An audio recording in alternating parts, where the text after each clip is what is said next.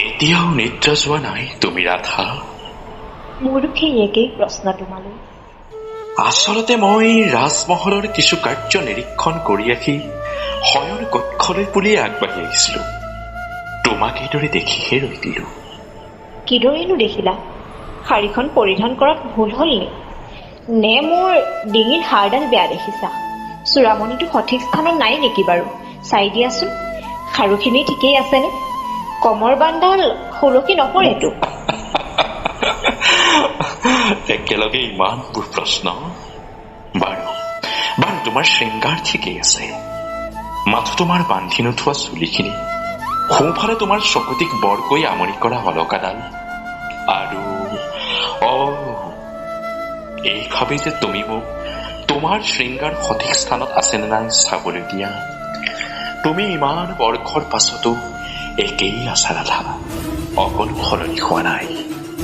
কিন্তু তুমি সলনি হলা কৃষ্ণ, সম্পূৰ্ণ সলনি হলা। হয় ৰাধা, দৰকাৰ ৰজা হৈ পৰিলো যে দায়িত্ব বাঢ়িল। তুমিতো জানাই এজন ৰজাৰ দায়িত্ব কিমান কঠোৰ। তুমি যিটো সলনি হোৱাৰ কথা কৈছা সেইটো গৌণ কৃষ্ণ, তুমি বহুত সলনি হলা। আৰু কি সলনি হোৱা দেখিলা কিশোৰী? কিশোৰী?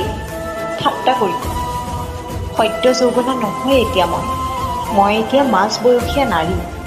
তুমি ইমান সলনি হলা কেনেকৈ কৃষ্ণ? সলনি কি হোৱা দেখিলানো ৰাধা? বহুতেই দেখিলো, কোনটো কম? সকলো কোৱা এটা এটা কৰি। তেন্তে শুনা, যশোদা আমৈদৰ মাখন পাহৰিলা কেনেকৈ? তুমি এবাৰতো আহিব পাৰিলাহেঁতেন আমাৰ তালৈ, মোৰ কাৰণে নহলেও যশোদা আমৈৰ কাৰণে। তুমি এবাৰ ভাবি চাইছিলানে কানো? যি যশোদা আমৈ সন্ধ্যা তোমাৰ মুখখনেই নেদেখিলে চট ফটাই ফুৰিছিল, সেই যশোদা আমৈয়ে ইমানটা বছৰ কৃষ্ণবিহীন সেই সময়বোৰ কেনেকৈ পাৰ কৰি আছে সেয়া মোক সোধা। আৰু নুসুধিলেও তুমি ভালদৰে জানা। মোক এৰি থৈ আহিছিলা, মোৰ প্ৰতিটো উশাহ ক্ষণ হৈ আহিছিল। তোমাক বিদায় দিবৰ বেলিকাত মোতকৈ আগতেই গোপীসকলে গৈ তোমাক নাযাবলৈ অনুৰোধ কৰিছিল, কিন্তু তুমি সেই অনুৰোধ ৰথৰ চকাৰে ধূলি শ্ৰাদ্ধ কৰি গলা। আৰু ৰবা, সেইদিনা মোৰ ওচৰলৈ তুমি আহিছিলা, এনে অনুভৱ হৈছিল যে তুমি যেন কিবা কবলৈ গৈ শব্দবিহীন হৈ পৰিলা। দুহাত পাছলৈ কৰি মাথো চাই ৰৈছিলা এই অভাগিনী ৰাধাৰ অশ্ৰুসিক্ত নয়ন। আজিও দেখিছো তুমি এনেদৰেই আছা। কেনেদৰে? দুহাত পাছলৈ কৰি। তুমি নুবুজিবা, আচলতে বোধ হয় ৰজাৰ ভংগীমাবোৰ এনেকুৱাই। পাহৰিছিলোৱেই, তুমি আকৌ দ্বাৰকাৰ ৰজা নহয়।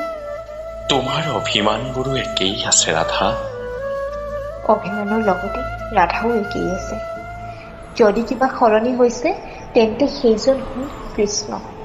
আচলতে মোৰ কৰ্তব্যবোৰ এনেধৰণে ৰাধা। ভাই নিদিবা কৃষ্ণ, সকলোৱে কৰ্তব্যবোৰ কৰি আছে, কিন্তু হঠাৎ সেইদিনা মোৰ হৃদযন্ত্ৰ বন্ধ হৈ যদি গ'লহেঁতেন। নাই নাই নাই, নকবা তেনেকৈ। মই মাথো তোমাৰেই কৃষ্ণ। অভিনয় নকৰিবা কৃষ্ণ, অনুৰোধ কৰিছো। তুমি প্ৰথমেই কোৱা মোক যে এনেকুৱা কি বিশেষ ভীষণ গধুৰ দায়িত্ব আহি পৰিল তোমাৰ ওপৰত যে এখন্তেকো তুমি মোৰ বাবে সময় দিব নোৱাৰিলা। বুজিবলৈ চেষ্টা কৰা ৰাধা। বাৰু বাৰু তুমিয়েই কোৱাচোন, আমাৰ প্ৰেম, ন্যায় আৰু সত্য ধৰ্ম প্ৰতিষ্ঠাতকৈ জানো শ্ৰেষ্ঠ হ'ব পাৰে? নোৱাৰে কৃষ্ণ, কেতিয়াও নোৱাৰে। ভালকৈ কোৱাচোন, প্ৰকৃততে কি ক'ব খোজা? শুনা ৰাধা, যেতিয়া মই মোৰ বোলা ভাৱবোৰ প্ৰবল হৈ উঠে, তেতিয়াই তাক সৰুতে অৰ্থাৎ তেনে বিষাক্ত ভাৱনাক সময় ধ্বংস কৰি পেলাব লাগে। কিন্তু এনে নহল। সেই বিষ গছে এদিন এনেকুৱাকৈ শিপালে যে তাক বিনষ্ট কৰিবলৈ মই নিজেই ঘটনাত অৱতীৰ্ণ হ'ব লগা হ'ল। কাৰ কথা কৈছা তুমি কাম? আমাৰ পেশীদেউ কুন্তীহঁতৰ বিখ্যাত বংশ, কুৰু বংশৰ কথা। কৃষ্ণ, তুমি আকৌ সেই আৰ্তনাদ, বিষাদ, বিদ্বেষৰ অধ্যায়বোৰ কিয় মেলিব খুজিছা? মহাভাৰতৰ যুদ্ধ হোৱা কাৰণবোৰ কি মই নাজানো? জানা কিন্তু নাজানা তাৰ আঁৰত লুকাই থকা প্ৰতিজন পাত্ৰৰ চৰিত্ৰবোৰক মই তেওঁলোকৰ মাজত নিজেই এনে এটা চৰিত্ৰ হৈ পৰিলো যে তোমাক লগ কৰিবলৈকে মোৰ সময় কণ নহল। তেন্তে কোৱাচোন কৃষ্ণ, তুমিনো কেনেকৈ জড়িত হলা মহাভাৰতৰ মহাগাথাত? শুনা তেন্তে, মামা কংসক বধ কৰাৰ পাছত তেওঁৰ শহুৰ জৰাসন্ধই বাৰম্বাৰ মথুৰা আক্ৰমণ কৰে। আমি তেওঁৰ আক্ৰমণত অতিষ্ঠ হৈ দ্বাৰকাতে নগৰ নিৰ্মাণ কৰো। তেনেকুৱা দিনতে সুভদ্ৰ কন্যাবাসত শিক্ষা গ্ৰহণ কৰি আছিল দুশলাৰ লগত, যি দুৰ্যোধনৰ ভগিনী। তাৰ পাছত সময়ৰ লগে লগে মহাৰাজ ধৃতৰাষ্ট্ৰৰ পুত্ৰসকল তথা বেহাৰীও পাণ্ডুৰ পুত্ৰসকলৰ প্ৰতি হিংসাৰ বীজে বাৰণাবতৰ যতুগৃহ পালেগৈ। সকলোৱে পাণ্ডৱটো মৰি বুলিয়ে ভাবিছিল, কিন্তু প্ৰকৃত সত্য উৎঘাটন হল সখী যজ্ঞসেনীৰ স্বয়ংবৰত। কৃষ্ণ, ভাবিলে বেয়াই লাগে। যজ্ঞসেনীৰ অপমান আমাৰ দৰে প্ৰত্যেক নাৰী জাতিৰ অপমান। কেতিয়াবা নিজকে তেওঁ স্থানত ৰাখি সেই বেদনাবোৰ আপোন কৰি ল'বৰ বৰ মন যায় দিয়াচোন। তাৰ পাছততো আৰু তুমি জানাই ঘটনাবোৰ। কৃষ্ণ, এই কোঠাটিত নিজকে বৰ আবদ্ধ কৰিছো অনুভৱ। যদি তুমি অনুমতি দিয়া, ব'লা উদ্যানৰ ফালে যাওঁ। ব'লা।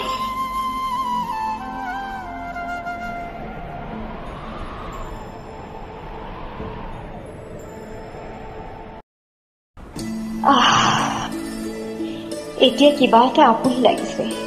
এই প্ৰকৃতি, এই জোনাক, মনত আছেনে কানো সেই নিধিবনৰ নিশাবোৰ?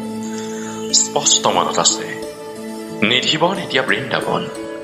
তুমি এইটো নাম দিছিলা? দিছিল, বৰ হেঁপাহেৰে দিছিলো। তেন্তে আজি কিয় তুমি নিধিবন নামেৰে সম্বোধন কৰিছা?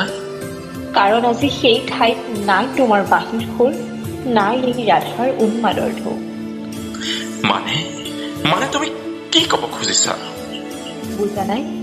বাৰু নালাগে দিয়া বুজিব। কানো সেই জোনটোলৈ ভালকৈ মন কৰাচোন, কি দেখিছা? মই বুজিলো ৰাধা।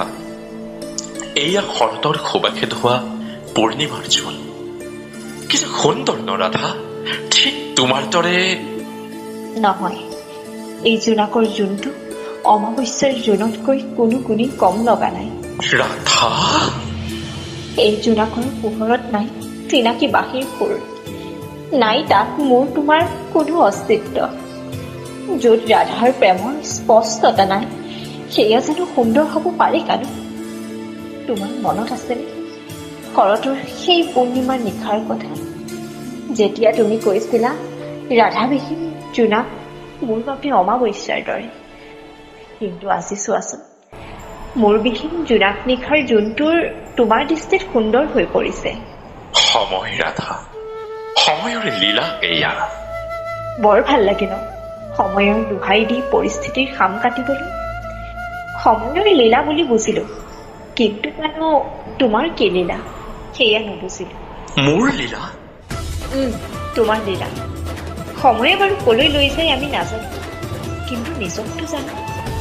আৰু কানো তুমিতো জানিছিলা আমাৰ বিচ্ছেদ নিশ্চিত বুলি।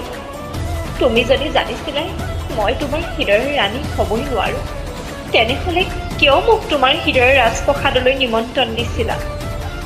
যদি তুমি বিচ্ছেদ হ'ব বুলি জানিছিলাই, কিয় তুমি মোৰ হৃদয়ত প্ৰেমৰ বাঁহী বজাইছিলা? ৰাধা, কোনে কয় তুমি মোৰ হৃদয়ৰ ৰাণী নহয় বুলি? ভালকৈ চোৱাচোন। কি চাম কানো? চোৱাৰ সময় পাৰ হৈ গৈছে জানা। কি জানা কানো? তোমাক চালে এতিয়া মই কি উত্তৰ পাম জানা? কি পাবা? মই তোমালৈ নোচোৱাকৈ কওঁ শুনা।